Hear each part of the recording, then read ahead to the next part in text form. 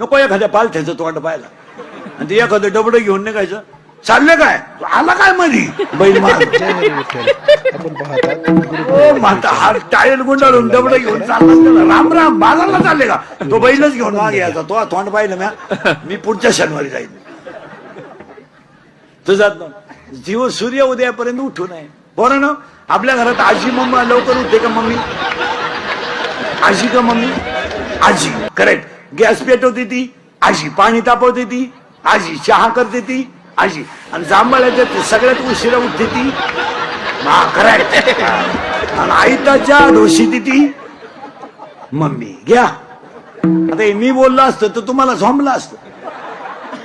आता हे तुमचेच आहेत. पटापटा बोल ना. पप्पाचं मम्माचं मम्मीचं भांडण झालं. स्पीड मध्ये कोण बोलती?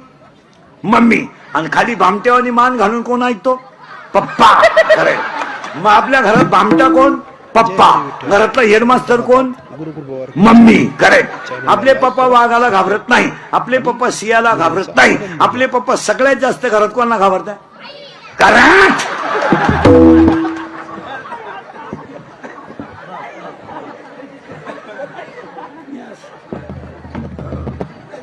काय आला? हे मी बोललो असतं तर राग आला असता. एक आहार, 2 निद्रा, प्रमाण असावं झोपेचं. काही काही लहान आली पोरं पा गरीबाची नुसत्या झोलीला झोका दिला तरी झोपा देत.